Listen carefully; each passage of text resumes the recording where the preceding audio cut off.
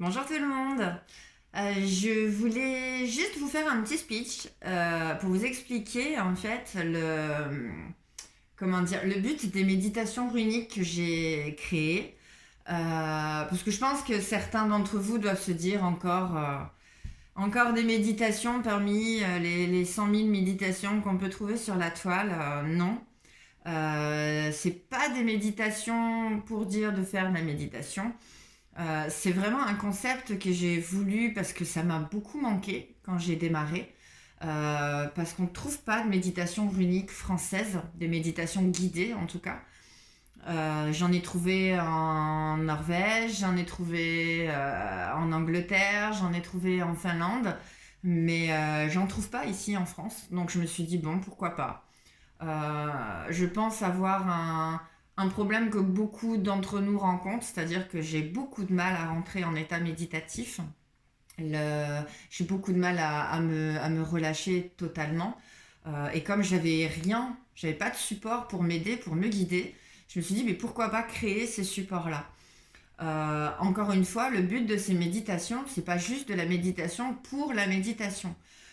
Si vous les écoutez, si vous décidez de cliquer sur le petit bouton play, vous allez voir qu'en fait, c'est vraiment de la passation de savoir à l'intérieur même de ces méditations, au travers des histoires un peu fantaisistes que je vous raconte.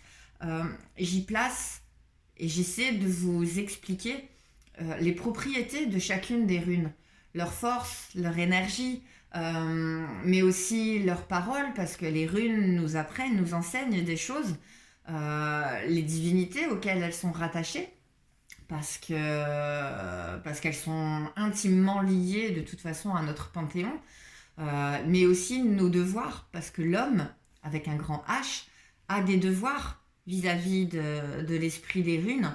Euh, Recevoir, c'est aussi mettre notre vie en marche pour être prêt à retransmettre, à redonner ce qu'on a reçu.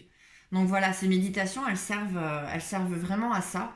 Quand vous entrez en état de relaxation totale, vous êtes beaucoup plus réceptif à ça. Et je me suis dit que c'était aussi un moyen ludique d'apprendre, tout simplement. En tout cas, moi, ça m'a apporté beaucoup de les faire.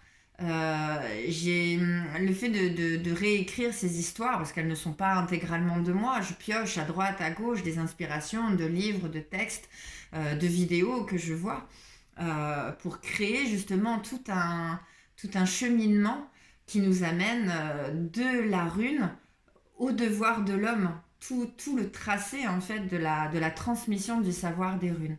Donc voilà. Donc en tout cas, moi j'ai pris beaucoup de plaisir à les faire. Je suis qu'au début, hein. Donc d'ailleurs, ça se voit, la qualité, elle y va crescendo. Je trouve que entre la première et déjà la quatrième, le niveau s'est un petit peu amélioré. Donc soyez indulgents, hein. Je débute. Mais voilà, je pense que la dernière, celle que j'ai fait de Hansus, je pense que je tiens le bon format et que les autres vont suivre le même trend. Donc voilà, en tout cas, prenez du plaisir à partager cet univers qui est juste absolument merveilleux. Euh, Ayez confiance en vous, croyez en vous et que les dieux vous accompagnent. À tout bientôt. C'était Boadicée. Au revoir.